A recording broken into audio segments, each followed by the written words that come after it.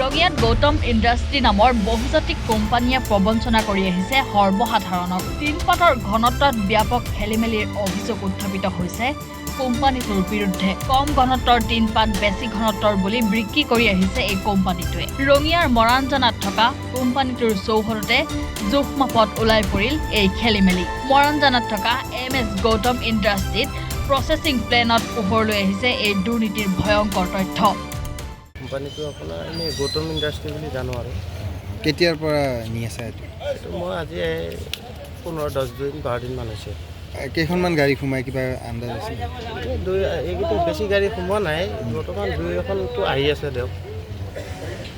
যিকেইখন দেখাইছোঁ আজি এখন দেখা পাইছোঁ আৰু মই আগতে দুখনে দেখা পালোঁ। এতিয়া আহিলে তেনেকেই দেখা পাব বৰ্তমান, মই বেছি দিন হোৱা নাই যিহেতু। ৰঙিয়াৰ পৰা শামছুল হকৰ ৰিপৰ্ট, এনি ভাৰত 24। নমস্কাৰ, মোৰ নাম নিৰুপম শইকীয়া। এনি ভাৰত 24 এটা নতুন অনুষ্ঠান লৈ আহি আছে, জুবিনৰ গানে কি আনে। তাৰ অডিশ্যনসমূহ অসমৰ প্ৰত্যেকটো ডিষ্ট্ৰিক্টত হ'ব আৰু এটা ৰিয়েলিটি শ্ব' হয়।